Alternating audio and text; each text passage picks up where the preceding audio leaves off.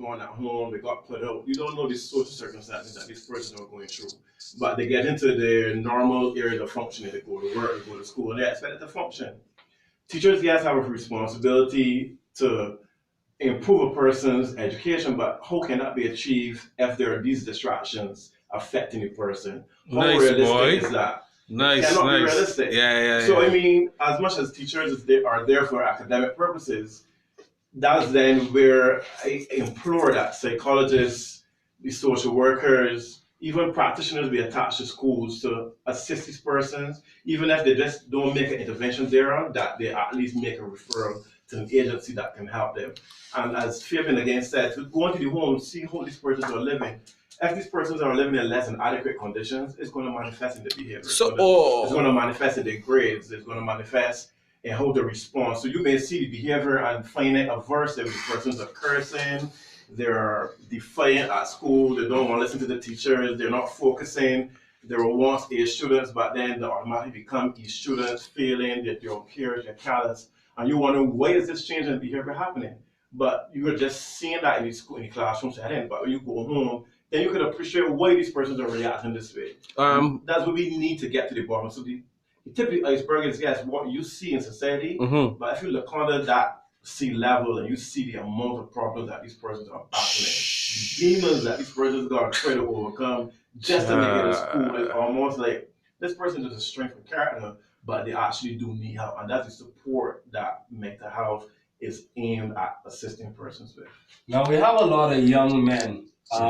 When you get to a certain form or whatever, when you're going through puberty and stuff like that, everything changes and you start pulling in so much from everywhere as a young man coming up. And one of the things I would say that the youth have a problem with, and I went through things like that too. I saw it, I should say, in my friends. The good thing about me is that I wasn't easily influenced. But when you're at school, it's like someone would come with their phone sluggy and show you like pornography or something. You probably never would have seen that before. And it's like, whoa, you get introduced to that. And then from there, it's like you go down a spiral. Right. From without realizing something like that. Oh, without realizing, because it started seeing it normal behavior. Right, just something like that. I mean, you could start from so young. Yeah. And then already your sexual health. And you learn that from somewhere. And you learn that from this. You right to show this problem is right. We learn that from somewhere. And what this is driving home me more right is that so much behavior that we thought were normal. You know, like boys was our boys will be boys. That this boys. So much of that behavior was toxic. Yes, the toxic thing wasn't what was shown or what was told to the person. It is how it was shown to the person. Because like true, because they never learn about sex. Yeah. And you can use it. Yeah. But you don't know it doesn't if you don't have the instructions and to use the appropriate etiquette to use the phone, then you can easily misuse the phone. So it's not so much what is the how. Is that to put it in context per se? Like a lot of persons are thrown into environments, but they don't know they don't understand the environment, so they don't know how to interact with the environment. They don't know how to negotiate the environment. So it's a try to get a person prepared and get them to understand that these are some expectations to look for.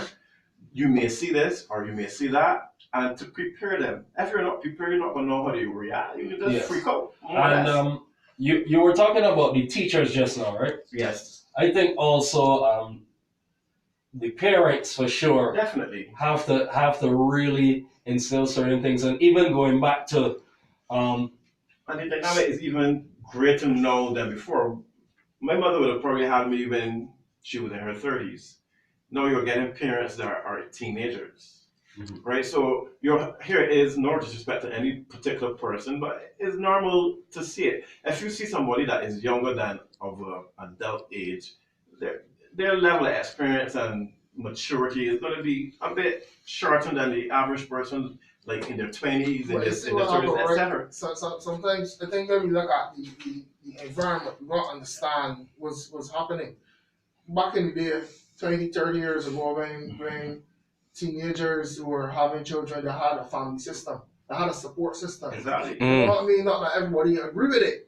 But you had a grandmother that you could have left home with children with that was you had an aunt, a great aunt down the road. Yeah. I mean, the family system, the community system was different. Listen, communities have evolved so rapid, so quickly. That does not exist. That does not. Like another thing there, boy. The development of the communities, it boy. Has changed, but I just want to tap back a bit, because I hear you mentioning teachers. I hear you speak about the students. And then we speak about the parents. We need support at all levels. Yeah. We need support for the students. We need support for the parents. And the city teachers, I think that they are sidelined many times. We do not understand that teachers are humans too. No? Of course. Listen to me. I can tell you, I know of teachers who are stressed at all. I mean stressed out that they take the problems home and then their home environment is toxic because they do not know how to cope, both males and females. Support for teachers, that's interesting. Teachers that are experiencing this level of stress and they're not dealing with their mental situation in a way that is holistic and good for a classroom. You can imagine what's happening in the classroom. You can imagine the type of energies that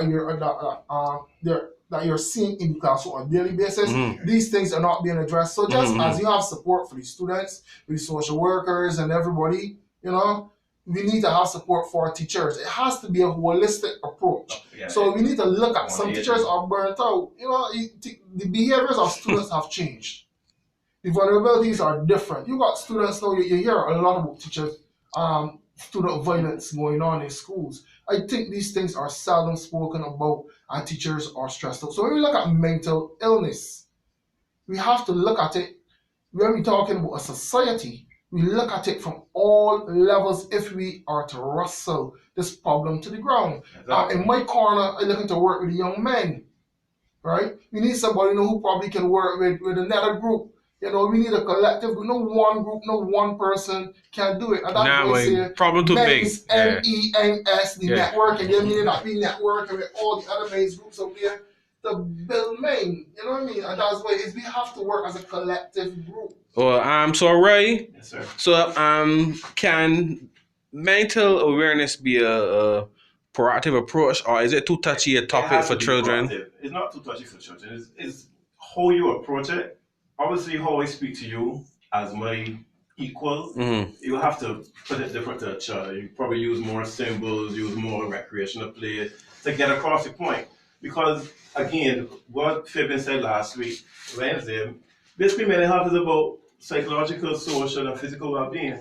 So things like exercise, things like singing songs and things in school, getting them to feel good about themselves. Because you're going to make mistakes, they're going to learn to master each milestone. And if they don't master them, it's when mental illness is going to emerge.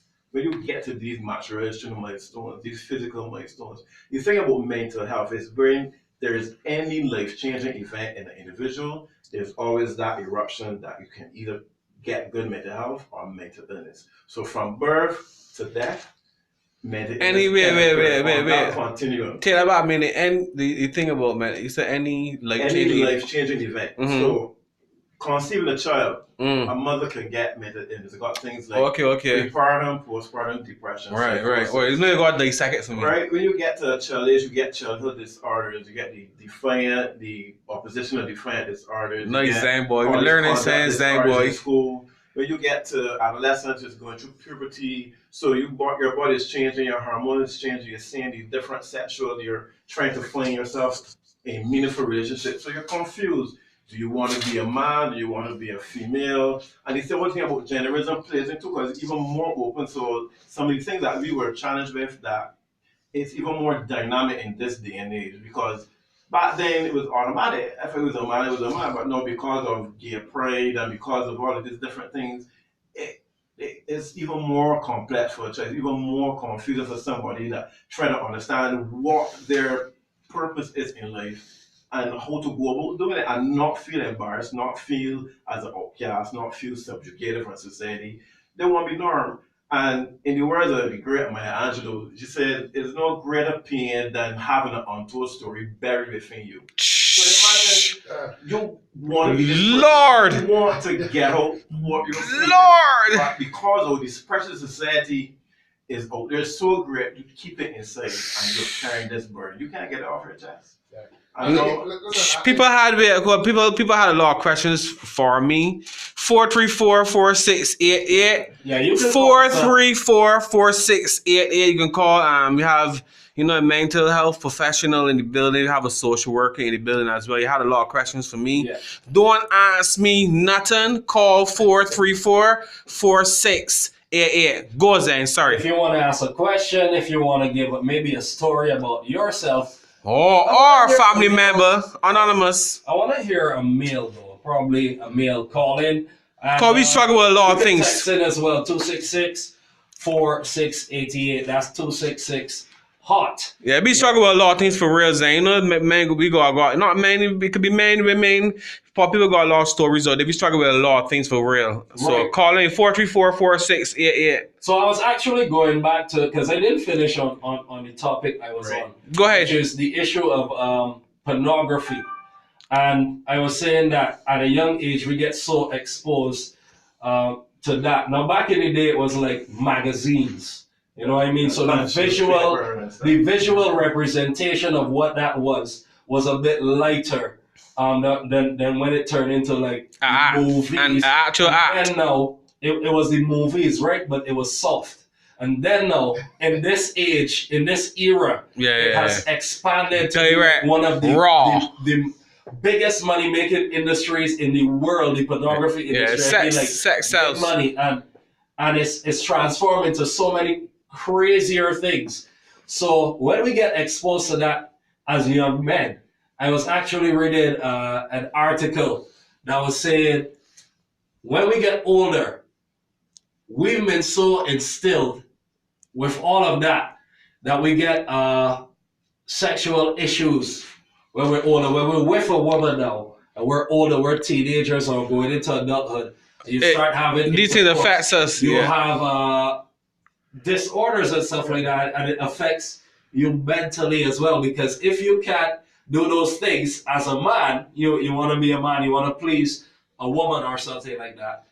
You don't have that ability. So you believe it's from watching?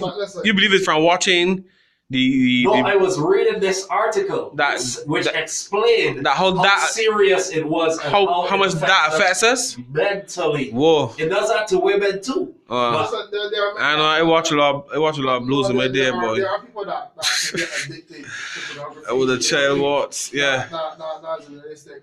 But I think so. That'd be a sickness for real. Like there are people who are actually addicted. the people be like, so how you mean like this? That's watching porn. So how that's a bad thing? No. I'm being serious. No, listen to me. Wait. I'm being serious. How like that's like being addicted to soccer. Like addicted to like if you're addicted to porn. No. Or addicted to soccer. Is the difference? It's like because it's sex. No, it's like being addicted to a drug. It's actually that serious. So being addicted to soccer is bad too? No. The addiction, right? The level of addiction that speaks to a disorder is when it impairs your function. So imagine you're at work. Imagine Zen, the DJ, is at work. Mm-hmm. And he finds he's supposed to be doing what he's doing, radio announcing and spinning tunes, vibing with the nation, making sure that people think. And in the interim, he has this impulse that he needs to go and find some kind of pornography to satisfy this urge. It means that he's addicted because it means there's a nasty little fella. But you see, to come to a lot of that, I think we need to a lot of the sexual education. So sexual education, right, was met with a lot of hostility and resistance at the primary level, but parents are people with religious. So how young we talking to start this here? Cause I have a little girl and a little boy, right? So both of them is 10 years old. So how young are should we start this conversation on sexual education, Mr. Social Worker? Okay. So your whole concept of this is sex, scary, by the way. Yeah, your whole concept of sex. Okay, it's huge. I mean, just thinking of a penis and a vagina as an adult. Yes. It's not going to be the same way a child at 6 or 7 will think about a penis. Okay. However, they are getting sensations, the boy touch the penis will get hard more often. If this thing feeling good, and he will continue to touch it. But however, his thoughts are not in line with that. So we have to pay attention to the developmental stages, the emotional developmental stages, and the whole biological developmental stages. So as they move through these stages, it's about relationship building too. Because these young people have so much questions. They need an avenue where they can pretty much, explore. Which is what I was getting at. Yeah, I mean, so parents traditionally have not developed those relationships, and the children usually step out and confront their friends who really don't know better neither. So the relationship is not there. Plus, they are getting false information. Because the fellas can telling them and then really truly got the information but pretend as if they got it. And then as they move through the stages, they will not have clarified a lot of information. The hormones started to raise, there's nobody for them to communicate with. And they just start to do all types of things with their bodies, they start to masturbate more often. And they just, so I believe that there must be something put in place where young people can speak about sexual activity, speak about their bodies, speak about relationships, okay, speak about how they feel, speak about the future, understand now even in terms of the importance of delaying sexual activity, not because the penis getting hard a little more often that you're supposed to take it and go and do something with it. You need to, when I say do something, have sexual intercourse with another person your same age or whatever. You need to understand also that, and this is a big one people don't pay attention to, having sex under the age of 16 is illegal. Mm-hmm. Okay, but it happens. It happens. All over. It happens. But it happens not because it happens all over that you can't do it. I think people need to understand too that the importance of delaying sexual activity. The younger a person start having sex, the more partners that they're inclined to have sex with as they grow.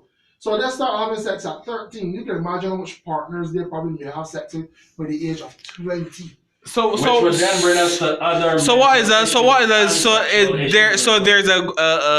There's a. And I can ask Brandis first. I can ask Brandis first, and then Fabian from Brandon Community, mental health professional. Right, then I want to hear Fabian. There's a right age to start having sex. There's a legal age.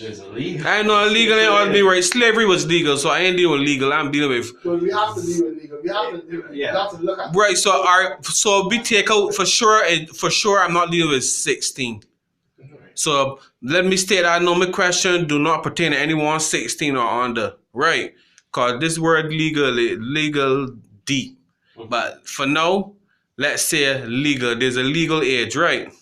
So the legal age is 16, right? The legal age is 16. Good. However, as a person who deal with this thing over the years, right? Mm-hmm. I've dealt with HIV, I work with young people, sexual health and that sort of stuff. Yes. I will tell you, that question comes, and what I would tell them is that you're ready to have sex when you can handle the consequences or the responsibilities associated with sex. So not because that you're 19, that we're talking about. Not that you're 19 or you hit 16 today and you say, yeah, boy, it's a man today to go have sex. Because there are a number of consequences. There are sexual health issues, there are psychological issues, there are financial issues associated with it. There are many different things. Relationship, unless you can deal with the consequences. And not just consequences, psychological consequences, and more importantly. Break it down, correct. Because Rihanna had a song to quote her love on the brain, and it was very explicit on other dimensions. But if you want to engage in sexual appropriate activity, make sure that there's a mental connection. If you're just going to have sex because I'm feeling good and my body kind of physically ready, technically you're not ready yet. To put it straight. Yeah. Because it's easy to have sex, but it's harder to love somebody. And there's a difference, and we need to dissect the difference between just having random casual sex with somebody else, because everybody doing it in mainstream, I'd rather giving up your body to somebody that you think can appreciate you and willing to continue to have a meaningful relationship with you. A lot of people have sex, again, we go back to the social issues. Some of the undercurrents of persons having sex at early ages because of sexual abuse in the home setting. True. Right? And they're exposed to it. And there have been campaigns alluding persons and insensitive the public to mental abuse and other psychological abuse. And that's exposition of persons to pornographic material. even coming home and leave your bedroom open and children witnessing you having sex in your front house or in your bedroom. These things that a normal child should not be viewing, but they're seeing it. So you open a whole new kind of words to them. And then by extension, when it goes further and these homes are even broken further, when these known relatives interfere with this person. There are so many persons that are ashamed of themselves, of their bodies, when they come to the hospital. And it's been heart-wrenching for me to know that these persons have been troubled at a very tender age. And they're talking about sub 10, younger than 10, 5, 6 years old. This is going on for a multi years, year after year, day after day. And these things that persons have to go through life, navigate school, navigate the whole entire spectrum of life, and they can't seem to get mastered to the point that they break and they can't function. They're suicidal. It also affects relationships. It affects relationships. Yeah. So suddenly you meet a girl that you can't hold, vibing and everything, and then you realize that she just flipped the script, or the man just flipped the script, and you wonder what's going on. You don't know, and that's the other thing. I appreciate that there's a lot of individuality in a particular person, and there's a lot of history in a person, and so we just see what we want to see and don't actually know what it is there to be known. Yeah, but one of the things too that I would like us to look at. So you ever heard of the term mental health first aid? Yeah. Mental health first aid. I think it is something that just as you can look to, you build that awareness at all levels. If somebody falls down, if something happens, you know how to respond. I think you need to build that awareness that if somebody has some type of episode, a mental breakdown. How do you deal with that? Because that's something, especially in quote unquote the ghetto, especially in more troubled areas. I've seen that a lot, where whether it's through drugs, sometimes it's not drugs, and sometimes we can't differentiate. Or sometimes every time we see someone does that, we say, well, he can do it. Yeah. So or she can do it, and it's not always the case. Correct. And it's about identifying when a person needs. So if somebody fall down and you see blood, you just see a run. I mean, you may go, you don't know. But if you train, you're not the doctor now, but you know what to do in the interim until that person can seek medical attention. So mental health first aid is those set of skills that equip a person in such a way that they can respond in a way. I mean, what they can do to help a situation in a breakdown. And then, because in certain ways, they are particularly with dealing with those persons you are saying. And then you help them in such a way that you can get them to further help. Just as the body fall down, you would tend to them until they can get to a doctor. That is what mental health first. Well, you know what to say, how to say. That's actually perfect. How to judge. We need to learn that as early as possible. Yeah, so simple things like that, and that will help build the awareness, because you got to start talking about it some more. Mental health as in maintaining that well-being, and not just mental illness, but trying to keep people mentally healthy. Things that they can do, Nice. And the environment speaks a lot to that. If you're in a toxic environment, that will definitely contribute to a number of situations in your mind, your brain, things, So we gotta help people to pretty much put themselves in a position where they can be healthy mentally.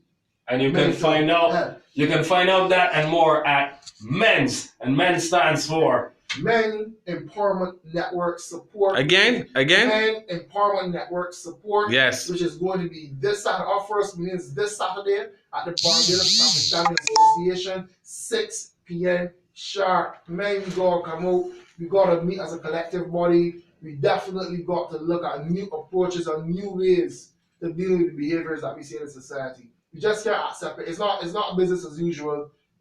We've seen a number of things. I mean, crime rate in Barbados, we can't be proud of them. I mean, it's startling. That is another. That's a whole other story. Jam boy, that's a whole other topic, because. At the end of the day, it's men. So we are looking at the thing, we gotta deal with the men. For sure, no. In terms of the men, like, the question would be what do you think men are suffering so much, and by the extreme majority, if there's more women than men, but still the men suffering far more than women, and we are lesser. I mean, it's a lesser mean number. you understand there gotta be some deep-rooted problem. Anyhow, when we get back though, I want to give like a couple tips to the men because you were saying we were talking. Now we're talking about illness and stuff like that. Men's tips. We'll give them some good men's tips. Thanks for that, Zen. I like that. Mental health. We'll be back. I like that. You could work my radio. We'll be back after this. Manners.